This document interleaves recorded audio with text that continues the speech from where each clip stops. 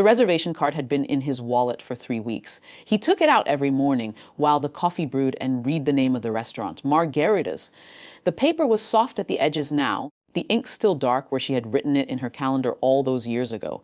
She used to say the lasagna there tasted like her grandmother made it. He never knew if that was true, but he believed it because she said it.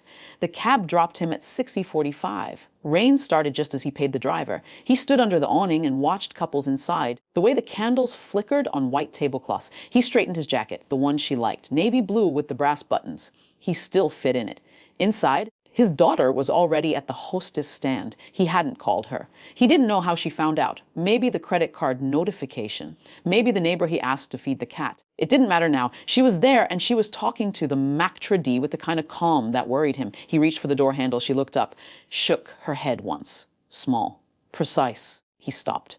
The maitre d' walked to the window and looked at him, then turned back to his daughter. She was still talking, hands moving now. Explaining. The maitre d' nodded and returned to his stand. He picked up a pen and made a mark on his reservation book. No one opened the door. Rain came harder. He stepped back under the awning, but the wind pushed it sideways against his shoulders. He could feel the wet through the navy jacket. A busboy inside glanced at him and looked away. His daughter walked toward the door, stopped, looked at him through the glass. Her face was tight. She mouthed something. He couldn't read it. She waited a moment longer, then turned and walked back toward the dining room. She sat at a table near the window. Her husband was already there. She said something to him. He nodded and poured her wine. The old man stood in the rain. A man with a small child came up the sidewalk under a large black umbrella. The child was a girl, maybe 5, holding his hand with both of hers. She was looking at the old man. She tugged her father's sleeve and pointed. The father bent down and she whispered something. He listened. Then he straightened and looked at the old man. He walked over. The child came with him, holding the umbrella over her father now.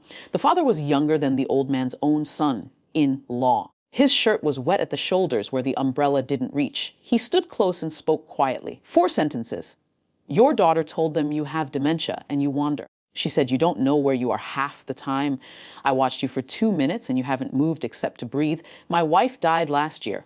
Her mother tried to take my girl last month. Said I couldn't handle it, said I was unstable. So I know what this is. This isn't about you. This is about what you have that she wants.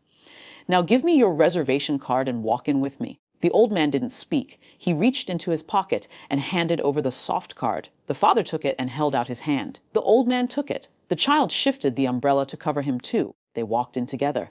The maitre d' looked up. The father placed the card on the stand, spoke quietly. The maitre d' glanced at the old man, then at the father. The father didn't look away. The maitre d' picked up a menu and said, "Right this way, sir." The corner booth. Her booth. The one she always asked for because it faced the window and she could watch the street. He sat where she sat.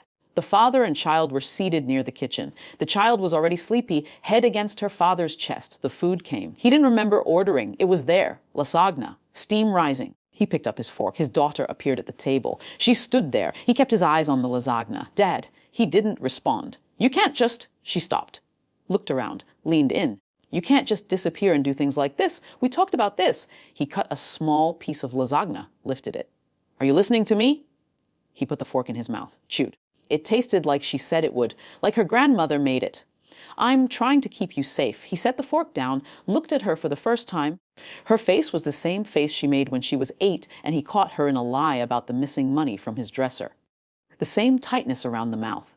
The same eyes that wouldn't hold still. Margaret, he said. Sit down. She didn't move. Sit down. She sat. He looked past her toward the table near the kitchen. The father was watching. The child was asleep against his chest. He met the old man's eyes and nodded once. Small, precise. The old man turned back to his daughter, picked up his water glass, took a drink. She liked this place, he said. Your mother. She liked the lasagna, said it tasted like her grandmother made it. His daughter said nothing. I don't know if that was true, but I believed it because she said it. He set the glass down. I'm not lost. I know what day it is. I know where I am. I know you called the bank and asked them to flag my card for large purchases. I know you talked to Dr. Norris last month without me there. I know you're worried about the house. She started to speak. He raised his hand. She stopped. I'm not angry. You're my daughter. You're supposed to worry. But I'm not lost. And I'm not going to stop coming here on her birthday. So you need to decide what you're going to do about that. She looked at the table. At the lasagna, at her hands, he waited. I don't know what to do, she said. Neither do I, he said. But I know I'm not doing it alone in the rain anymore. He looked toward the kitchen again. The father was settling the check. The child stirred against him. He stood carefully, shifted her weight, and walked toward the door. He passed the old man's table and slowed. The old man reached out and touched his sleeve. Just above the wet spot on his shoulder. "Thank you," he said. The father nodded, shifted the child again, walked out into the rain. His daughter watched him go. Then she looked at her father, at the old man in the navy jacket with the brass buttons, at the lasagna getting cold. "Who was that?" The old man picked up his fork. "I don't know," he said, "but he knew my name."